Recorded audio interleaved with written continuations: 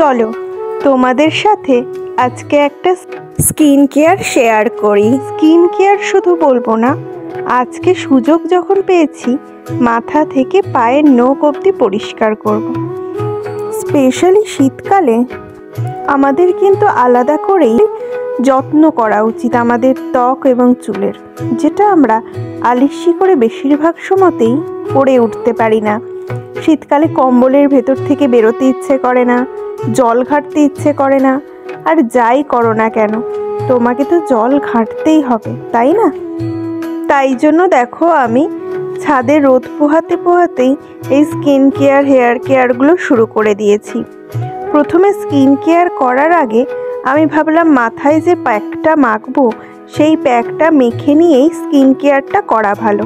তাতে করে আমার স্কিন, হাত, পা, মুখ সব কিছু পরিষ্কার করতে করতে অলরেডি আমার মাথার প্যাকটা শুকনো হয়ে যাবে।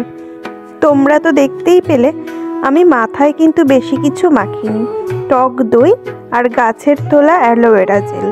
ওই অ্যালোভেরা জেল আর টক দইটাকে ভালো করে হাত দিয়ে মিক্স করে নিয়ে আমি ওটাই অ্যাপ্লাই করেছি আমার হেয়ারে।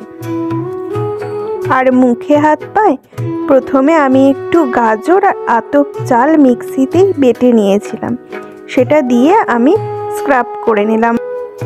আর এই স্ক্রাবটা করার আগে আমি মুখটা ফেস ওয়াশ দিয়ে পরিষ্কারও করে নিয়েছিলাম। তো চলো এবার পাটা পরিষ্কার করা যাক। পায়ের যত্ন তো শীতকালে একেবারেই নেওয়া হয় না। তো প্রথমেই আমি আঙট, নুপুর সমস্ত কিছু খুলে নিলাম, আর এখন লেবু দিয়ে পাটাকে একটু ঘষে নিলাম। লেবু অনেকেই মুখে দিতে পছন্দ করে না, আর আমার মতেও লেবু ব্লিচ হিসেবে কাজ করলেও মুখের ত্বকে কখনোই কিন্তু লেবু দেওয়াটা উচিত নয়, বিশেষ করে যাদের ড্রাই সেন্সিটিভ স্কিন, কারণ আমাদের মুখের ত্বক আর পায়ের ত্বক সম্পূর্ণই আলাদা হয়। তো চলো এইভাবেই আমি গোটা বডি ওয়াশ করে নিয়েছিলাম, তারপরেই চলে গেছিলাম স্নানে। একটা ছুটির দিন, শীতের সকাল, সারাটা দিন আমার রূপচর্চাতেই কেটে গেছিল। ও হ্যাঁ, তোমাদেরকে তো আর একটা কথা বলাই হয়নি, আমি স্ক্রাবটা করার পরে মুখে একটা প্যাকও লাগিয়ে নিয়েছিলাম।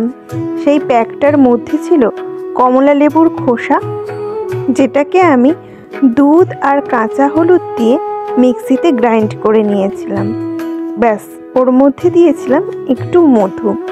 যেহেতু আমার স্কিনটা ড্রাই আর এই বিশেষ করে শীতকালটায় আরোই শুষ্ক হয়ে যায় আমার ত্বক, আমার মতো যাদের যাদের স্কিন এরকম ড্রাই আর সেন্সিটিভ, তারা বিশেষ করে যতটা পারবে মধু, গ্লিসারিন শীতকালে ইউজ করো, দেখো ভালো ফলাফল পাবে।